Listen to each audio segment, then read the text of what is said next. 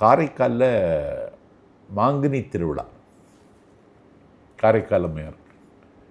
அங்கே ஒரு இலக்கிய விழாவுக்கு என்ன கூப்பிடுறாங்க. பேசுகிறதுக்கு தயாராகிட்டேன், படிச்சுட்ருக்கேன். அங்கே எதிர்ப்பு.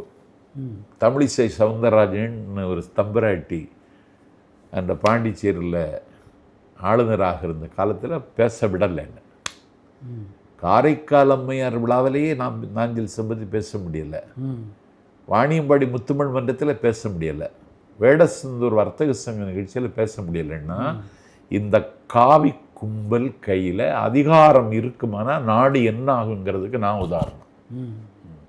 நீங்கள் ஒரு பேட்டியில் உங்களுக்கு ரொம்ப பிடித்த நடிகை கே.ஆர். விஜயன் சொல்லியிருந்தது. ஆமாம், உண்மைதானா? உண்மைதான். எதனால்? அவங்க அழகு, அவங்க புன்னகை, அவங்களுடைய முத்து பல்லு.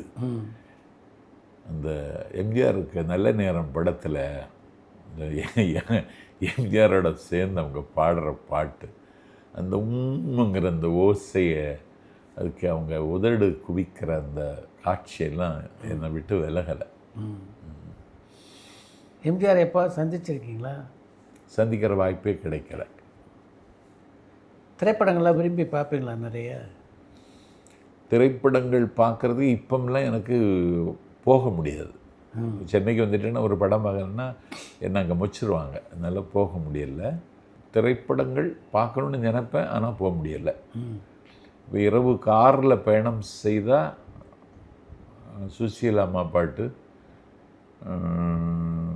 டிஎம்எஸ் பாட்டு எல்லாம் கேட்டுகிட்டே போகிறது. இன்றைய கதாநாயகனில் யாரை பிடிக்கும்? எனக்கு பிடிச்ச கதாநாயகன் கமலஹாசன் தான். அப்படியா? ஆமாம். சந்திச்சிருக்கீங்களா அவரை? நான் கமலஹாசனை சந்திச்சிருக்கேன். அந்த செம்பி படத்தினுடைய இதுக்கு அவர் வந்தார், அன்னைக்கு தான் அவரை பார்த்தேன்.